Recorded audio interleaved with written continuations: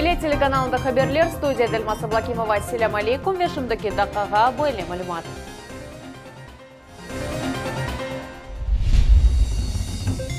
Нам қазанған журналист, саясетчі ве жемачы Қырымда Григорий Йофейлі ведалаштылар. Яна инсталляциялар ве бинлерже чечеклі клумбалар Қырымның курорт меркезі елбаш байрамларына азырлана. Бізім сағлығымыз қоршағанлар. Бізім рубрикамызда пульмонолог екім Редван Ислямов хақында екейі.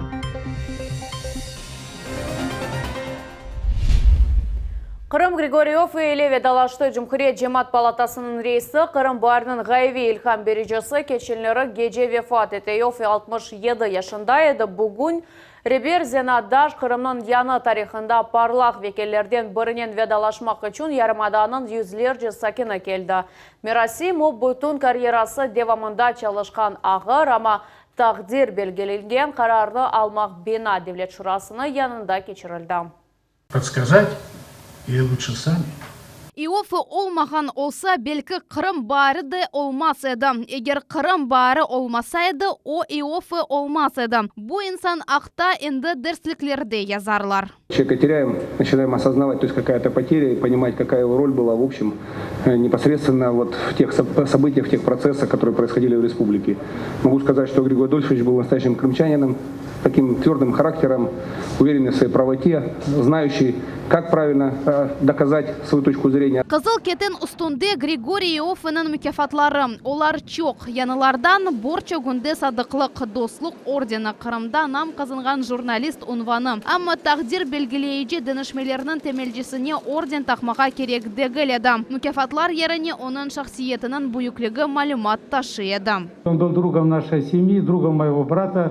Это были молодые журналисты, потрясающая команда, очень интересная для того времени, то время, когда уже дух перемен витал в воздухе, именно они были носителями этих перемен. Бұл күні кедерленгенлер арасында ербір Қырымлы таныған шақыслар. Жемат палатасында Иофенің емірлеріні бежерген Борис Левин ең танылған журналистлерден бірідір. Олар мектептен башлап ешайыш дерсіні бер-бер угренділер. Йофик, как мы его называли, Гриша, Гриня и я оказались в одном классе, только сданной в эксплуатацию 40-й школы. И так уж случилось, что мы с ним были заводилами общественно-политической жизни класса и школы. И именно тогда уже можно было представить, в какого политика Гриша превратится. Фоторесімде Лариса Апанасюк, Григорий Иофе или Бераберлікте. Оның архивінде бойлы ресімлер чоқ. Қатырлавлары да айны. Оларда Иофе де икметлі саясетчі, де азыр жевап тенқытчы.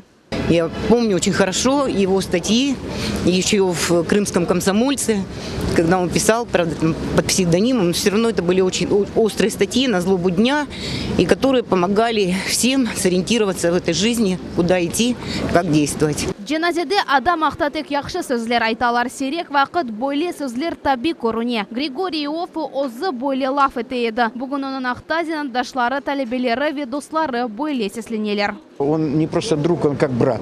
У нас почти 30-летняя с ним дружба на всех этапах. И я могу только сказать, я потерял брата. Вот, наверное, вот это мое сегодняшнее состояние, ощущение. Григорий Иофе фани дуньяны 67 яшында терк етті, о яны Қырымда 6 ел яшады. Бабасы Адольф Иофеден 5 ел зияды. Баба бұтын Совет бірлігіне белі энергетик еді. Мишур баба бала Ахмеджетнің абдан мезарлығында ян-янаша көмілді. Султания Ситакаева, Тарас Брезицкий, Дмитрий Низовой, Миллет үшін.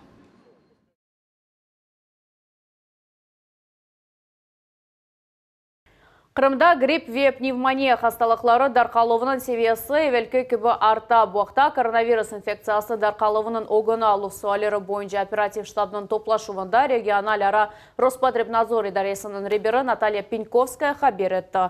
Сонки сутка девамында 195 кіші коронавирустан тейдавеленді. Ковид инфекциясы 211 адамда таздықланды. Бұқта Қырым елбасшысы Сергей Аксюнов өз ичтимай ағларындaki сәйфелерінде хабер етті. Умумен пандемия башлағандан берлік Қырымда 12.733 коронавирус хастасы белгіленді. Сағлық сақлап везірлігі берген малыматқа көре бір суткада 4 адам вефат етті. Умумен пандемия деверенде регионда 222 кіші хасталанып, өлім пажасындан құртарылып олмады. 8275 кіші тедавиленді. Новая коронавирусная инфекция, как любое сезонное респираторное вирусное заболевание, имеет свою сезонность. И по прогнозам в середине декабря мы начнем стремительный подъем заболеваемости данной группой. И поэтому все мероприятия, которые необходимо реализовывать, они должны быть отработаны на упреждение. Қырым елбасшысы Сергей Аксенов білдірді ки Жұмхуриетте декабрның 20-сінден январның 15-не қадар геже кечірілген тедбірлер ясақ етілі. Все, что связано вот с такими массовыми мероприятиями в закрытых помещениях, конечно, все это придется отменить. Но вот именно корпоративы проведения, то есть как это было, то есть предыдущие годы, соответственно, в этом году придется отложить. То есть в ночное время прекратить работу ночных заведений. Яна сынырланулар бойынша меселелері пейда алған еш адамлары үшін екі әжеле бақчалы шайыш адамлар еві емде Қырым Жұмхуриетінің курорт ве туризм везерлігі телефонларының номераларыны сіз экранларыңызда көресіңіз. Қырымда коронавирус жетен шүбелі адамларына вақытынша айры тұтмақ үшін екі обсерватордан бұрысыны қалдырачақлар. Кезлевде здравница шифаханесінің карантин бөлігі 120 адамны сығдыра. Сағлық сақлап везірлігінің мутихасылары айтқанларына көре шымдылық бір обсерватор етірлі. Екіншісіні тек керек олған вақыт çalıştıracaklar. Мевзоны девамы Гузель Мамбетова девам ете.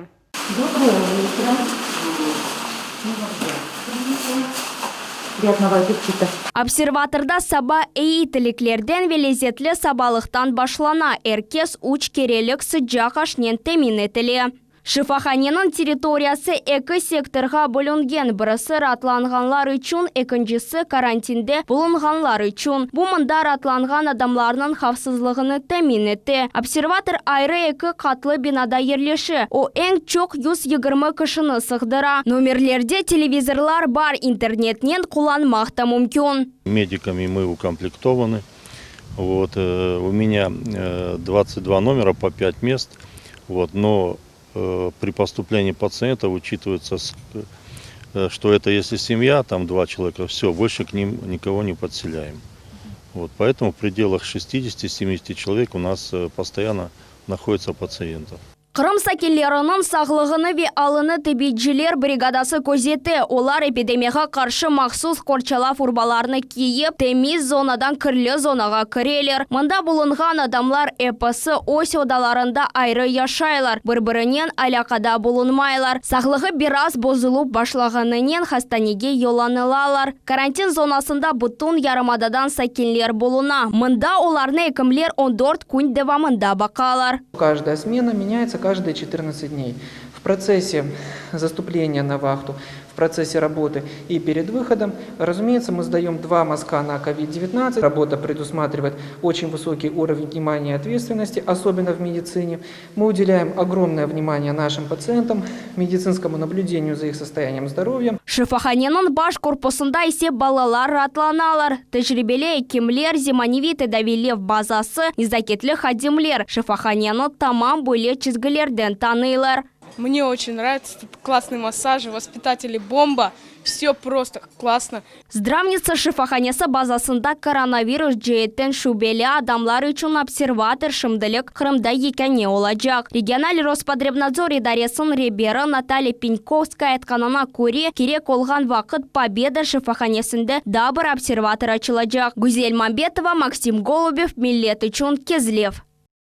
Ялтада елбаш байрамын қайт етілвіне фаал азырлық башланды. Ялы бойы соқақында үшік иллюминацияларыны ерлештірелер ве газон сачалар. Яқын вақытта есе шер клумбаларының 38 бенчечек яраштырылacak. Қырымның Женеви пайтақлына байрам кейфі не заман келіп етежегіні Леноза Борсейтова біле.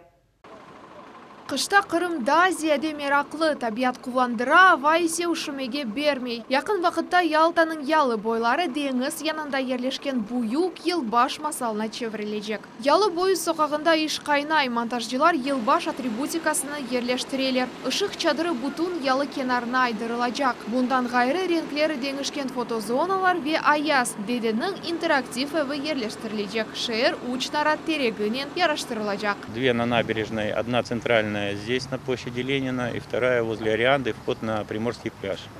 Третья будет установлена на площади Советская у администрации. Евгения Дворцова Уфа шерінден келді. Қорантасынен берабер бутун қышны мында кечірежеклер. Байрамға яраштырылған Ялтаны көрежегіні сабырсызлықнен беклей. Шымдылық есе оны ава кувандыра, о деңізге бақып, чағала құшларына аш бере. Ждем иллюминацию новогоднюю, когда ее подключат. Думаю, что она создаст новогоднее настроение. Купили уже подарки? Подарки еще не купили, но письмо Дед Морозу уже написали. Ялы кенарына якын ерде газон сачып башладылар енді 10 күнден соң шерінің сакинлері ве мусафирлері парлақ клумбаларны көре білежеклер. Сачылған чечеклерінің сайысы кечкен елға баққанда чоқча олajak. 38 000 чечек Краснодардан кетірілежек. Высадка цветов будет производиться от грузов, это хорошо. Это в скверах, в парках и, безусловно, на набережной. Шер мемориятінде қайдеттілер ки байрам тедбірлеріне фаал азырлық алып барыла. Ама соңки программа эпидемиологик вазетке бағлы. Никаких больших массовых мероприятий у нас не будет. Это уже понятно. По требованиям Роспотребнадзора Республики Крым у нас будут жесткие ограничения. Но, безусловно, город курортный, и люди, которые приезжают, и жители города, они будут гулять по нашим основным скверам, паркам, по набережным. Крымның елбаш пайтақты сакинлерге ве мусафирлерге декабрьдің 15-де тақдим етілежек. Ленуза Бурсиитова, Виалим Сейдалиев, Миллет үшін, Ялта. Қырымда зиян етілген суның көлемені эксілтмек үшін әлімлер су чекілу вағлары бойынша техник регламентны ішлеп чықармаға ниетленелер. Шымды ташылған вақыт суның 40% жойыла. Бұл меселені Қырым Федераль университетте кечірілген төгерек масада музакере еттілер. Самый успешный опыт на территории России, то есть приведены параметры, которым должны соответствовать все системы, в том числе и система доставки. Принятие технического регламента, на мой взгляд, позволит исключить такие серьезные потери при транспортировке труда. Ахмеджетте зиян етілген су 55%-ны тешкел етеді, норматив көстергечлер есе 36%. Бошына кеткен суны көлемесіні экселмек үшін Меселесі Қырым суынен темелів бойынша тедбірлер планына кірсетілді. Бұл мақсадларға Русия кеметі аман-аман 50 миллиард рублей айырды. Крымский полуостров – это прежде всего здравница. И здесь также надо помогать в этом направлении организациям, которые работают в сфере отдыха, по новым техническим, технологическим решениям. Ахмеджет сакинлері бір суткада 80 000 кубометр суны ерасты менбарлардан ве Қырымның ғайырви тарафындан скважиналардан елде етежеклер. Сақ районда енді да екі насос çalışып башлады. Кележек авта да екісі ішке қошылacak. Да бір су елына ешлер екінленді. Оның ярдыммен Вода Крыма муэсеслері партизан су анбарларından Қырым пайтақына су yollayacak. Bu al bir sutkada Ахмеджет су анбарından masraf edilgen суны да 16 000 кубометрге эксетілежек. На сегодняшний день у нас установлено два насоса ЦН-1000 на 180. Это 1000 кубов производительностью в сутки, в час. Сейчас на сегодняшний день 3 работает. Мы на сегодняшний день вышли на подачу 75 000 кубов в сутки на город Симферополь. Ярама yollar meselesi çözüldü. Ахмеджет районы Буранчы Қытай көйінде 4 соқақ ве Москва трассасından көйгеже yol tamir etildi. Umumen yana asfalt 6 kilometрлік yolda төшелді. Соңки басамақта кечірілген ішлерге Султания Ситакаева қимет кесті. Сабадан асфальт төшеген машинаның пульты башында Дмитрий Проселков. Оның вазифесі бұл техниканы doğru идаре etmektir. Чөнки yollarның keyfiyeti tamam onun işine bağlı. Очень сложная работа, но мы ее стараемся выполнять на отлично. Потому что когда сделаешь хорошую дорогу, самому приятно по ней ездить. Yolcular işlerinin sonki basamağına keçtiler. Bu Moskva trassasından Буранчы Қытай көйнеже kısım, yani 3 kilometrlik yol. Буранчы Қытай койының içinde de tamir işleri yakınlandı. Mında 4 sokakta yanı asfalt peyda oldu. Bozuk yollar, çukurlar ve çamur endi geçmişte kaldı, dep hatırlay yerli sakin Наталья Сайченко. Сложно было очень ходить, передвигаться, водить детей в школу. Было очень проблемно, особенно передвигаться на транспорте. Многие жители у нас передвигаются на велосипедах, особенно в вечернее время. А сейчас все хорошо. Sokaklarına hafsız ve keyfiyetli yollar programması boyunca tamir ettiler. İşler grafik boyunca alıp barıla. Obyektni noyabr 30 günü eksploatatsiyaga tapşırmaga niyetlenelер.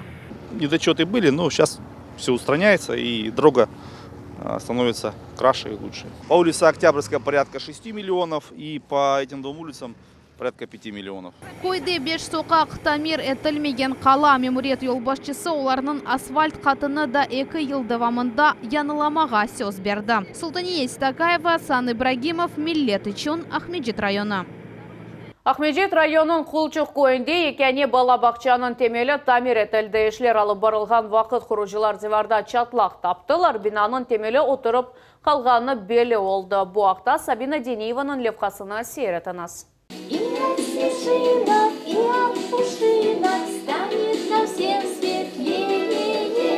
Музыка, дәрсе, кенчелер буюк истектен йырлайлар, окуйлар ве оюнлар, төшейлер. Ахмеджит районының Кулчук көйіндегі Родничок адлы бала бақчасында 3 ай девам еткен тамиратан сон кенеде балалар пейда oldu. Мы приходили, деток в саду не было, очень скучали, готовили все, делали ремонт, вытирали пыль, все делали. Очень соскучились деткам, да, и мы очень рады, что они пришли наконец-то. Родничок көйде екене бала бақшасы. Эркуни саба мұнда якын герлешкен 6 көйден ана бабалар ось оғлан ве қыз балачықларыны кетерелер. Ама 3 ай велсі ерші башқа жайды. Бинаның девары чатланды ве темел отырып қалғаны белі олды. Бұл план бойынша кечірілген тамира девамында анық олды. Тамир ишлері Ахмеджит району ве Ленинград велиятының акимияты арасында анлашма черчевесінде кечіріле еді. Ишлеріні девам етмеге қарар алынды. Ама оларны темелден башладылар. Здесь была трещина, запланировано по проекту было, вручную откапывали у нас ребята ямы под непосредственно фундаментом, закладывали туда несущие балки, и потом это все, естественно, закопано. Темелнен тамиратына 908 bin рубле масраф еттілер. Оны яқшы етіп қавилештірділер. Енді кенжелер ойнай, чапа, весекере белелер. Тәрбиежілер ве ана бабалар есе олардың хавсызлығы ақта қасвет етмезлер. Подсолнух яни күн айлан деп адландырылған группаға қатнаған балалар да бақшаны сағынғанлар. А мы в садик не ходили, он закрыт на ремонт. Потому что там весело, там друзья есть. Потому что там всякие занятия, аппликации веселые. Игрушки есть еще. Да. А еще машинки есть, всякие игрушки. Пособирать можно всякого. Умумен бақчаға 200-ге якын кенже қатнай. 5 группаның одасы тамир етіле. Енді электриктелер дәнештірілді, институт кечірілді, пенжерелер ерлештірілді. Бұл ішлерге бюджеттен 18 миллион рубле айырылды. Олар биткенінен бақча daa 50-ге якын баланы қабыл етecek. Sabina Deniyeva, Alim Seydaliyev, Millet için, Ahmedjit rayonu. Biz ekimler hakkında rubrikamızını devam ettiğimiz olarının cesaretleri күнден күнге yüzlerce canı kurtara. Beyaz halatlar kiygen devarımızın karamanları sutkada 24 saat devamında haftada 7 күн олар koronavirus infekциясына karşı kureşinin ok sıralarında. Bugün kameramız pulmonolog Ekim Ridvan Islamova doğurtula ekimnin күнделік işi hakkında Sultaniye Bakal tarif etti. Эким өгінде тұрған вазифе жанын құрттармақ. Балалықтан Ридван Ислямов адамларға ярдым көстермеге арсы тейді. Тап мектепте оқуған вақыт эким олмаға қарар алды ве мақсадына адымлап башлады. Уйкен сынафларда оқуғанда али оқув юртқа кірмеге үшін керек олған фенлерге чоқча дихат айырды. Тәсіл алған ве интернатура кечкен вақыт чоқ шейні огренді, ама пульмонология бөлігіне түшкенінен бұл тамам оның зенаты олғаныны анлады ве умырын буннен бағламаға қарар алды. Пульмонология как специальность очень интересная. Во время учебы в университете я не думал, что настолько будет интересно, потому что здесь разнообразие диагнозов, разнообразие больных, тяжесть больных. Есть определенные диагнозы, которые требуют повышенного внимания медицинского, то есть сложные диагнозы. Георгиевский адына Кырым Тиби университетінде 6 yıllık оқу Яхмежетте 7-ci sanlı шер клиник хастаханесінің терапия бөлігінде 2 yıllık интернатура. Пульмонолог зинатыны алып Ридван Ислямов мында қалмаға қарар алды. Чүнки 2 yıl içinde хастахане onun ikinci evi olup қалды. У нас как-то именно в нашем отделении принято жить семьей. И Ридван – это не случайный человек. Вот те качества человеческие, которые есть у Ридвана, вот они помогают пациентам, помогают нам всем все-таки создавать вокруг вот такого тяжелого времени какую-то вот зону комфорта, какую-то зону надежды. Тибетке айрыca yanaşmak керек деп хайдете Ридван Ислямов. Бу еңгілзена дегіл, чүнки бу саада çalışkanlar бүтін бош вақыты хасталарға бағышламақ керек. Это такая специальность, которая иногда требует каких-то определенных решений. Причем решения должны основываться на тех моментах, что нужно иногда будет и в красной зоне поработать, что нужно будет иногда и в некоторые периоды времени не видеть и семью дольше, находясь в обсервации после работы. Поэтому к этому были готовы, к этому шли с желанием. Цель была одна – помогать, лечить. Ридван Ислямов evli onun 3 yaşlı oğlu бар. Evladı babasının izlerinden ketmesi akta ısrar etmege istemey. Это должно исходить изнутри, желание быть.